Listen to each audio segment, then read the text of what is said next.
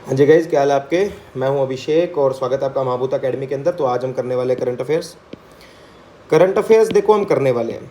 आज के current affairs करेंगे। अब बाय डिफ़ॉल्ट क्या होता है, वैसे तो किसी पर डे के करंट अफेयर में शायद ही कोई तो इंपॉर्टेंट न्यूज़ेस होती हैं कि बहुत ज़्यादा आए, लेकिन आज के जो करंट अफेयर हैं they are very very important. ठीक है, बाय डिफ़ॉल्ट ऐसा हो जाता है कि कभी कभी यार बहुत इंपॉर्टेंट न्यूज़ इसमें आ जाती हैं। अब बची बात करंट अफेयर की, मैंने पहले वाली वीडियो में भी कहा था आप इसमें बेफिक्र रहो यार। आप सिर्फ अगर मुझसे करंट अफेयर पढ़ रहे हो तो आप बिल्कुल बेफिक्र रहो। आपको 75 to 80% यहीं से दिख जाएंगे करंट अफेयर। आप चाहे आर एस दे रहे हो, चाहे ई ओ आर ओ का भी अब न्यूज़ आ गई कि बी और का पेपर भी रद्द होगा, दोबारा होने वाला है, चाहे आप पटवारी का पेपर दे रहे हो, ठीक है, जो मई में होने वाला है। आप बेफिक्र रहो इन तीनों पेपरों के लिए। और तो और आपको करंट अफेयर स्टेट के साथ साथ नेशनल लेवल के भी पेपरों में देखने को अच्छे से मिल जाएंगे। ठीक है, ये जो करंट अफेयर है इनको अपने बेसिकली मिसलेनियस कह देते हैं। क्या कह देते हैं? मिसलेनियस कह देते हैं। जो करंट अफेयर मैं आपको वैसे कराऊंगा टॉपिक वाइज जो होंगे, जिसमें अवार्ड्स आएंगे, अवार्ड्स के साथ साथ आपके फेमस पर्सनैलिटीज आएंगी, ठीक है, और फेमस पर्सनैलिटीज़ के साथ साथ आपके वो आएगा कि प्लेसेस और पर्सन इन न्यूज़ आएगा। ये सब आपको करा देंगे यार, आपको टेंशन लेने की क्या आवश्यकता है। और आपको पेपर में वैसे के वैसे ही दिखेंगे, आप ऐसे ज़्यादा टेंशन मत लो क्या आएगा क्या नहीं आएगा। आज वाले जो है बहुत इंपॉर्टेंट है, प्लीज़ टेक केयर, ध्यान से करना। मैं बैठा हूँ यार तुम्हारे लिए कर रहा हूँ और किसी के लिए नहीं कर रहा। इस चैनल को सब्सक्राइब कर दो, लाइक कर दिया, शेयर कर दिया करो यार। आधा पौना घंटा घन घन घन बोलता रहता हूँ। दोस्तों के साथ शेयर कर देना जो भी, और फ्री में कोई पढ़ना चाहता है कि जिनके पास बेचारे कोई संसाधन नहीं होते यार, तो अपने पास बिल्कुल पूरी फैसिलिटी अच्छा जितना बेस्ट से बेस्ट दे सकते हो उतना दे रहे हैं। ठीक है, तो ये शुरू करते हैं। तो सबसे इंपॉर्टेंट करंट अफेयर आपका कि हमारा ना global conservative national conservative index NCI आया है। क्या आया? Global national conservative index NCI. अब इसके तहत क्या हुआ है, हमारी जो स्कोर बनाया है वो 45.5 बना आउट ऑफ 100। टोटल कंट्रीज थी हमारी 180 में से हमारी जो रैंक है 176 आई है। ये कोई बहुत अच्छी बात नहीं है, बहुत पिटी हुई सी रैंक है ये। ठीक है, कि भी यार फर्स्ट जैसे अब इसके अंदर टॉप परफॉर्मर आए हैं वो हमारे लग्जमबर्ग आया। ठीक है, लास्ट जो परफॉर्म है वो हमारे किरीबाती कंट्री है जिसका स्कोर 41.2 है, और हमारा जो इंडिया है वो 45.5 है। मैंने तीन क्यों बताए, क्योंकि तीन आपको याद रखने ही है। कि आपसे क्वेश्चन आ सकता है कि ग्लोबल नेशनल कंजर्वेटिव इंडेक्स के तहत which of the country tops, तो आएगा आंसर लग्जमबर्ग और उसका स्कोर याद रख लेना। इंडिया का रैंक और स्कोर याद रख लेना, और किरीबाती का रैंक और स्कोर याद रख लेना। जो लास्ट है हमारी, ये हमारी 180 कंट्री है। ठीक है, ये वेरी वेरी इंपॉर्टेंट है। अब इसके अंदर क्या है कि एनसीए डिसाइड कैसे करता है कि किस कंट्री को कितनी रैंक पे रखना है, तो वो बहुत इंपॉर्टेंट आ जाता है। इसके अंदर देखेंगे कि 4 की मार्कर्स होते हैं। एक तो लैंड मैनेजमेंट कैसी है आपकी, आपकी बायोडाइवर्सिटी थ्रेट कैसे है। अब हमारी बायोडाइवर्सिटी यार मतलब बहुत दिक्कत आ रही है आपकी। ठीक है, मैं आपको एनवायरनमेंट पढ़ाऊंगा। जब आपको एनवायरनमेंट पढ़ाऊंगा तो आपको पूरा समझाऊंगा कि बायोडाइवर्सिटी होती क्या है, बायोडाइवर्सिटी कैसे, कौन से फैक्टर्स होते हैं जो बायोडाइवर्सिटी को अफेक्ट करते हैं, जैसे कि ग्लोबल वार्मिंग हो गया, क्लाइमेट चेंज वगैरह हो गया। तो ये सब आपको उसके अंदर पढ़ाएंगे। पर अभी के लिए याद रखना कि हमारी बायोडाइवर्सिटी के ऊपर बहुत ज़्यादा थ्रेट है। लगभग स्पीसीज हमारे एंडेंजर्ड है, क्रिटिकल एंडेंजर्ड है, थ्रेटन्ड है। तो ये सब दिक्कतें आ रही है हमारे यहाँ पे। तो पहला, लैंड मैनेजमेंट ढंग से नहीं हो रखा, थ्रेट टू बायोडाइवर्सिटी है, कैपेसिटी एंड गवर्नेंस अच्छे से नहीं है, फ्यूचर टेंस चेंज हो रहे हैं। तो ये 4 फैक्टर्स हैं। 4 फैक्टर्स के बेस पे हमारी क्या होती है, ग्लोबल नेशनल कंजर्वेटिव इंडेक्स निकाला जाता है। 176 हमारी रैंक आई है, स्कोर हमारा 45.5 आउट ऑफ 100 आया है। हम टोटल 180 कंट्रीज के अंदर थे, हमसे नीचे सिर्फ 4 ही कंट्रीज है, किरीबाती लास्ट में है और लग्जमबर्ग टॉप में है। लग्जमबर्ग यार जिंदगी में मौका मिले जाके जरूर आना, जाके जरूर आना। क्यों? लग्जरी है भाई वहाँ पे यार, जोरदार लग्जरी, मोस्ट एक्सपेंसिव। ठीक है, तो ये अभी के लिए था। ध्यान रखना नेशनल कंजर्वेटिव इंडेक्स हम 176 पर है, हमारा स्कोर याद रखना। टॉप पे लग्जमबर्ग है, उसका स्कोर याद रखना 70.8 है, और लास्ट में जो किरीबाती है उसका स्कोर याद रखना 41.2 है। ठीक है, आइए आगे चलते हैं। अब देखते हैं हम कि हमारा ये एक कंपनी है सर्वम एआई। कौन सी? सर्वम एआई। अब ने सर्वम एआई ने एक क्या किया है, हमारे एक मॉडल निकाला है जिसका नाम है सर्वम 1। ये एक एआई मॉडल है। क्या है? AI model. अब इस एआई मॉडल के अंदर क्या होगा, इंडियन लैंग्वेजेस ली गई हैं। फॉर एग्जांपल आपको रिसर्च कर रहे हो, ठीक है, आपको ट्रांसलेशन कर रहे हो, एआई के मॉडल्स होता है लगभग चीज़ें आजकल। तो इसके अंदर इंडियन लैंग्वेजेस ली गई और 10 इंडियन लैंग्वेजेस ली गई हैं। ठीक है, इंट्रोड्यूस न्यू लैंग्वेज मॉडल सर्वम AI specially design for Indian languages, open source, 10 Indian languages को प्रमोट करता है। सवाल क्या बन सकता है कि हाल ही में सर्वम कंपनी ने कौन सा नया मॉडल यूज किया, तो उसका मॉडल है सर्वम 1। कितनी लैंग्वेजेस है? 10 मॉडल है, 10 लैंग्वेजेस है। क्या काम करता है? एआई मॉडल है। तो इस चीज़ को बहुत बहुत ध्यान में रखना, बहुत इंपॉर्टेंट है, कोई पेपर में पक्का पक्का पक्का पूछा जा सकता है। ठीक है, रमेश पोखरियाल निशांक, ये फॉर्मर गलत दिखा गया, इसको काट दो, फॉर्मर नहीं है ये, अभी के करंट भी यही है, ये मैं इसको कर देता हूँ। ठीक है, तो हमारे जो रमेश पोखरियाल निशांक है वो चीफ मिनिस्टर है किसके? उत्तराखंड के। इन्होंने एक इनिशिएटिव लेके आया जिसको कहते हैं राइटर्स विलेज, यानी कि लेखक गांव। ये भी बहुत इंपॉर्टेंट है, लेखक गांव आया, देहरादून के पास है। देहरादून से लगभग ये 25 किलोमीटर दूर पड़ेगा, आपको जाके आना, कभी देहरादून मौका मिले लेखक गाँव जाके आना। अब जितने भी हमारे आर्टिस्टेंस हैं, ठीक है, राइटर्स हैं, ठीक है, उनको वहाँ पर प्लेस प्रोवाइड कराई जाएगी कि इस प्लेस के अंदर आप आओ, बैठो, सीखो, क्रिएट करो, क्रिएट करने के बाद आपको फैसिलिटी देगी सरकार। अब ये क्यों किया गया है? ताकि एक इंपॉर्टेंट कल्चरल माइलस्टोन बन जाए इंडिया के अंदर कि हम हमारी लिटरेचर को, क्रिएटिविटी को बढ़ाने का काम कर रहे हैं। सवाल क्या क्या बन सकता है? सबसे पहले तो स्टेट का नाम आ सकता है, तो आंसर होगा उत्तराखंड। दूसरा क्या आ सकता है? जगह का नाम आ सकता है, तो राइटर्स विलेज या फिर लेखक गांव। कौन से डिस्ट्रिक्ट के पास है? देहरादून के पास। ये भी मैंने आपको बता दिया 25 किलोमीटर दूर है। ठीक है, तो ये बात बिल्कुल बिल्कुल आप लोग ध्यान में रखना। आगे चलते हैं। अब क्या है कि मिलिट्री रिलेटेड आजकल क्वेश्चंस बहुत आ रहे हैं कि आपको एक्सरसाइज देते हैं कि सिम्बेक्स है। सबसे पहला क्वेश्चन तो आएगा कि विच टू नेशंस के बीच में ये हो रही है, कि कौन सी दो कंट्रीज है जिनके बीच में सिम्बेक्स एक्सरसाइज हो रही है। तो ध्यान रखना, एक तो हमारी इंडिया ही है, ठीक है, और दूसरी हमारी जो है वो सिंगापुर है। ये दोनों क्वेश्चन में मोस्ट इंपॉर्टेंट बनता है कि कौन सी कंट्री का सिम्बेक्स हो रही है। इससे भी ऊपर अगर एग्जामिनर जाना चाहता है तो पूछ लेता है कि भाई ये सिम्बेक्स किसकी है? नेवी की है, आर्मी की है, तो एयरफोर्स की है। तो इसके अंदर आपको ध्यान रखना है कि नेवी की एक्सरसाइज है, सिम्बेक्स है, नेवी की एक्सरसाइज है। तो ये 31st एडिशन हुआ है Singapore India maritime bilateral exercise SIMBEX, जो किस किस के बीच में? सिंगापुर और इंडिया के बीच में। फिर भी अगर पूछना चाहे तो और अंदर घुस जाए तो क्या घुस जा भाई, तू भी, हम भी पढ़ के आए हैं महाभूत अकेडमी से, तो आंसर आएगा विशाखापट्टनम के अंदर हुई है। तो ये भी वेरी वेरी इंपॉर्टेंट है। मिलिट्री क्वेश्चन पक्का आते हैं, एक दो क्वेश्चन। और फॉर एग्जाम्पल अगर आप ये क्या कहते हैं, CAPF का एग्जाम दे रहे हो या फिर CDS का एग्जाम दे रहे हो, तो CAPF और CDS में तो भाई बहुत बहुत बहुत ज़्यादा इंपॉर्टेंट हो जाते हैं ये क्वेश्चंस, क्योंकि मिलिट्री रिलेटेड काफ़ी क्वेश्चन होते हैं। सिम्बेक्स ऐसे 31st एडिशन विशाखापट्टनम में हुई है और नेवी की है और इंडिया और सिंगापुर के बीच में हुई है। चलिए आगे चलते हैं। अब स्कॉलरशिप स्कीम्स आ गई। स्कीम्स को तो भैया आप कहते इग्नोर नहीं कर सकते, स्कीम को इग्नोर कर दिए दिक्कत हो जाएगी।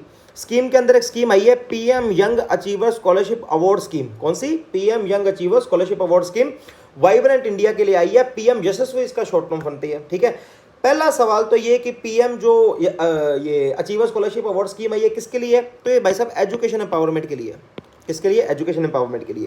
दूसरा इंपॉर्टेंट क्वेश्चन कौन सा आता है कि ministry of social justice and empowerment के द्वारा लाई गई है।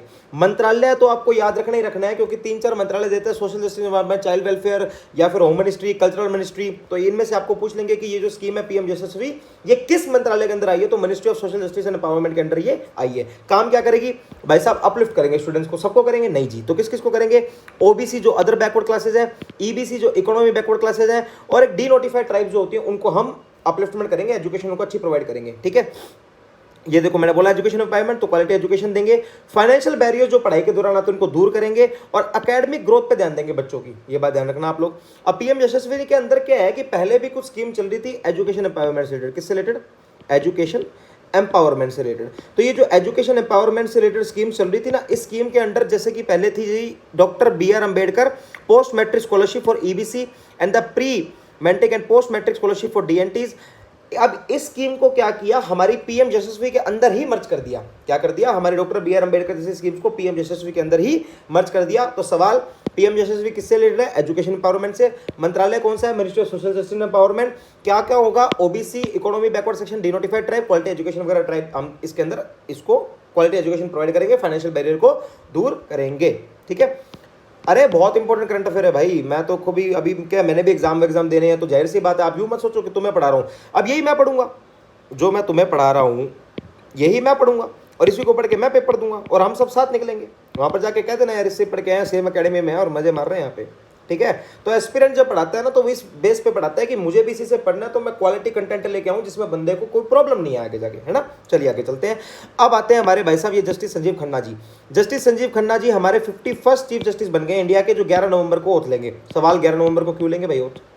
11 नवंबर को ओथ इसलिए लेंगे क्योंकि 10 नवंबर को हमारे जो एक्स होने वाले हैं DY चंद्रचूड़ साहब, वो हमारे रिटायर हो रहे हैं। अब उसके 11 नंबर को ओथ ले लेंगे। अब इसके अंदर कोई पॉलिटी, अगर आपको पॉलिटी के रिलेटेड क्वेश्चन है, पॉलिटी चल रही है मेरी इसी चैनल पर, आप देख सकते हो। पॉलिटी मैं बहुत ही थोरो पढ़ा रहा हूँ, एग्जाम ओरिएंटेड पढ़ा रहा हूँ, एग्जाम में कोई दिक्कत नहीं आई आपको। ठीक है, तो आइए चलते हैं। तो 10 नवंबर को हमारे वो रिटायर होंगे, 11 नवंबर के ओथ ले लेंगे। अब आता है सबसे इंपॉर्टेंट आर्टिकल। तो आर्टिकल कौन सा है भैया? ये तो आर्टिकल है 124। 124 के अंदर क्या होता है? अपॉइंटमेंट होता है। किसका अपॉइंटमेंट होता है? हमारे CJI का अपॉइंटमेंट होता है, प्लस हमारे अदर जजेस का अपॉइंटमेंट होता है। वैसे तो देखो पॉलिटी के अंदर आपको पढ़ाऊंगा, एक कॉलेजियम सिस्टम होता है, वो क्या होता है, उसमें कैसे होता है, पर यहाँ पर इतना टाइम नहीं है, तो पॉलिटी में पढ़ेंगे अपने।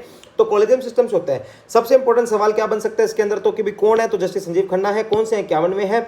अब क्यों 65 ईयर्स के इनकी रिटायरमेंट हो जाता है। तो हमारे जो जस्टिस DY चंद्रचूड़ है वो रिटायर हो रहे हैं 10 नवंबर को, क्योंकि 65 साल के हो गए। और ये जो भाई साहब हमारे CJI संजीव खन्ना जी बन रहे हैं, CJI हमारे, ये 6 महीने के लिए रहेंगे सिर्फ। क्यों 6 महीने के लिए रहेंगे? क्योंकि 6 महीने बाद ये 65 साल के हो जाएंगे। तो 65 साल की रिटायरिंग एज है, क्या है? RA retiring age. तो ध्यान रखने वाली बातें क्या है? Justice Sanjiv Khanna 51st chief justice of India 11 नवंबर को ओथ लेंगे। अपॉइंटमेंट कौन करता है? सबसे इंपॉर्टेंट तो राष्ट्रपति करता है with on the hand and seal of president. Article कौन से? 124 है। मैं अपेक्षा करता हूं कि यहां तक सब कुछ आपको समझ में आ गया होगा। चलिए आगे चलते हैं। अब आगे वाला करंट अफेयर तो भैया मतलब एक आप यूँ समझ लो, बहुत कुछ आपको इसके अंदर सीखने को मिलेगा। एक ना केस हुआ, क्या हुआ? केस कहाँ हुआ? केरला के अंदर। एक ना बॉडी होती है इसको कहते हैं हम CWC। CWC का मतलब होता है चाइल्ड वेलफेयर कमेटी, जो बच्चों की कस्टडी वस्टडी के ऊपर ध्यान रखती है। अब ये चाइल्ड वेलफेयर कमेटी है ना, एक केस चल रहा था हस्बैंड एंड वाइफ का। वाइफ ने शादी के बाद सेकंड पर्सन के साथ रहने का फैसला किया कि यार मैं इसके साथ नहीं रहूंगी, दूसरे व्यक्ति के साथ रहूंगी। तो इसको देखते हुए जो CWC ने बच्चे की कस्टडी फादर को दे दी। कोर्ट में जो केरला हाईकोर्ट है वहां पर एक क्लैश हो गया। क्लैश कैसे हो गया? उन्होंने बोला केरला हाईकोर्ट ने कि ये जो ब्रेस्ट फीडिंग है, ये आर्टिकल 21 जो हमारा लाइफ एंड लिबर्टी बताता है, इस लाइफ एंड लिबर्टी के तहत माँ का ये अधिकार है, फंडामेंटल राइट है, बच्चे का ये फंडामेंटल राइट है कि ब्रेस्ट फीडिंग माँ से करवाएगा। तो उन्होंने उठा के कस्टडी वापस माँ को दे दी कि जो CWC का फैसला है, CWC के फैसले के तहत माँ का आर्टिकल 21 या फिर बच्चे का आर्टिकल 21 वायलेट हो रहा है। तो ये पढ़ लेते एक बार। कौन सा? केरला हाईकोर्ट। मदर का राइट है ब्रेस्ट फीड करने का, क्योंकि right to life under article 21 of the constitution के अंदर आता है। तो क्वेश्चन कर दिया CWC का ऑर्डर कि कस्टडी बाप को नहीं देनी, यानी पिता को नहीं देनी। कोर्ट ने कहा CWC का जो डिसीजन आया है वो मोरल बायस के ऊपर है, माँ के अगेंस्ट, कि भी मोरल बायस ही है माँ का कि यार मैं दूसरे व्यक्ति के साथ रहूंगी। तो इसको आर्टिकल 21 के अंदर डालते हुए इन्होंने क्वेश्चन कर दिया कि नहीं भैया, हमारा इसके अंदर कोई लेना देना नहीं है, तुम्हारा माँ का अधिकार है आर्टिकल 21 के अंदर, तो बच्चे की कस्टडी माँ के पास रहेगी। Very very very important. अगर आप भी मेरी तरह पॉलिटिक्स के शौकीन हो तो भाई साहब इसको, ये तो आपको बहुत फैसिनेट करेगा। चलिए आगे चलते हैं। एक बहुत प्यारी कंपनी, इसका नाम है हनुमान AI। कौन सी? हनुमान AI। हनुमान AI ने एक एवरेस्ट 1.0 लेके आया। ये भी एक AI मॉडल है। अब AI मॉडल के ऊपर देखो दो न्यूज एक ही दिन पर आ गई। यानी AI आज के टाइम देखो क्या होता है ना, सबको रिफॉर्मेशन बहुत पसंद होती है। क्या पसंद होती है? रिफॉर्मेशन। अगर आप रिफॉर्म नहीं करोगे ना, परिवर्तन ही प्रकृति का नियम है, वो बात ध्यान नहीं रखोगे तो आप पीछे रह जाओगे। नोकिया क्यों पीछे रह गया? क्योंकि वो परिवर्तन नहीं कर पाया, चेंज नहीं कर पाया। ठीक है, तो आज के टाइम पर चेंज है वो AI ही लेके आ रहा है। क्या लेके आ रहा है? AI ही उस चेंज को लेके आ रहा है। तो वही हमारा AI के ऊपर ये दूसरी न्यूज़ है। पहले वाली न्यूज़ जो मैंने आपको बताई थी जिसके अंदर हमारे 10 लैंग्वेजेस वाला इन्होंने बनाया था, अब वैसे ही हनुमान AI है जो एवरेस्ट 1.0 जो लेके आया फाउंडेशन AI मॉडल। अब at the Nvidia gen AI summit हुई थी कहाँ पर? मुंबई के अंदर। ठीक है, हनुमान AI ने क्या किया? एवरेस्ट 1.0 इसको लॉन्च कर दिया। First multilingual multi modal AI model है। वो 10 को कर रहा था, ये 35 लैंग्वेजेस को कर रहा है। Text, image, code, voice generation plans अब 90 लैंग्वेजेस तक चला गया। ठीक है, AI platform empowers to deploy AI agent and custom models enhancing data sovereignty security for like BFSI defence etcetera. ये तो कोई ज्यादा लाइन काम की नहीं है। काम की लाइन बस ये है कि हनुमान AI ने जो मॉडल निकाला उसका मॉडल का नाम क्या है, कौन सा मॉडल है, AI मॉडल है, कितनी लैंग्वेजेस को सपोर्ट करता है। ठीक है, और आगे प्लान्स क्या है कि कहां तक लेके जाएंगे इसको? 90 लैंग्वेजेस तक हम लेके जाएंगे। कहां तक लेके जाएंगे? 90 लैंग्वेजेस तक हम हनुमान AI को ले जाएंगे।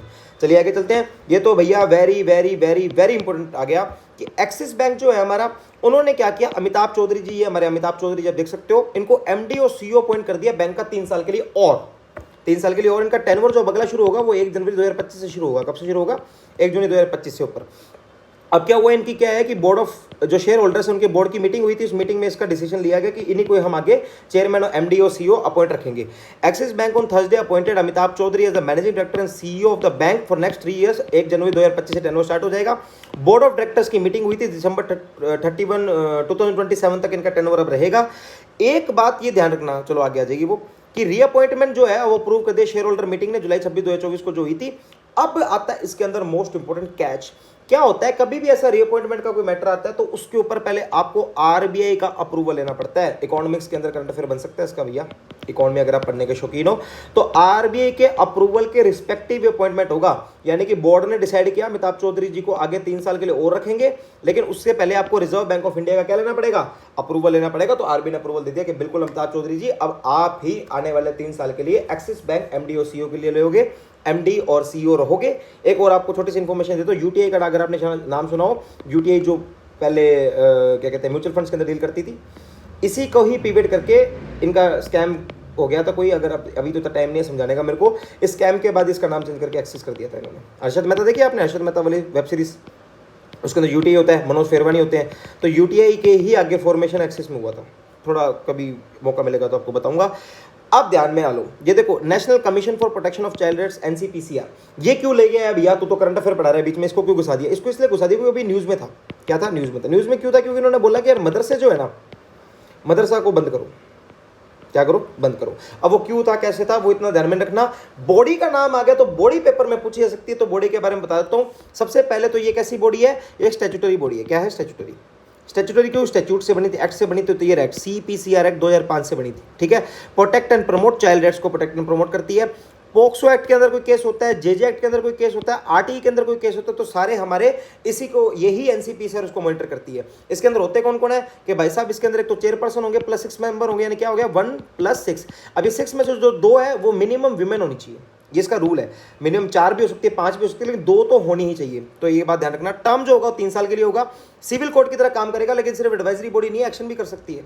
पोक्सो एक्सबॉक्स संविधान, ये कुछ नहीं है, इसके इनिशिएटिव्स हैं जो हमारे एनसीपीसीआर लेके आए थे, ये याद रखने की जरूरत नहीं है। बाकी जो चीजें मैंने बताई वो आपको जरूर याद होनी चाहिए। पेपर में पूछा जा सकता है कि एनसीपीसीआर के बारे में क्वेश्चन आ जाएगा कि टर्म कितना होता है, मेंबर कितने होते हैं, कौन से एक्ट से बनी थी, कौन से साल में आई थी, ध्यान रखना इसको, ठीक है।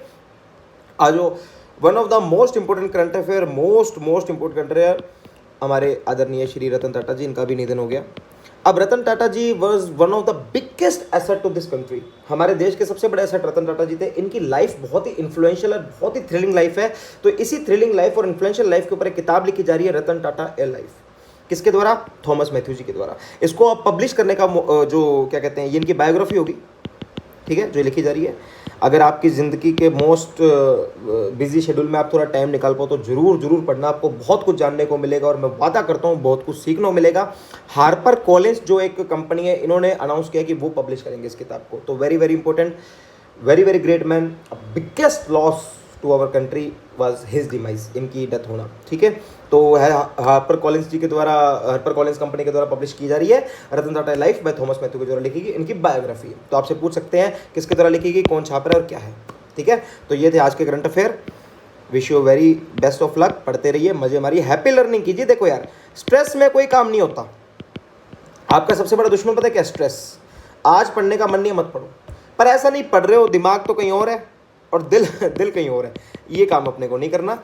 तो all the very best to you. फिर मिलेंगे नए करंट अफेयर के साथ। करंट अफेयर बेफिक्र, माबूता पे भरोसा करो, सब करा देंगे, इतना जोरदार करा देंगे आप सोचोगे यार कि ये नंबर कहाँ से आ गया हमारे इतने, ठीक है। Thank you very much, bye bye.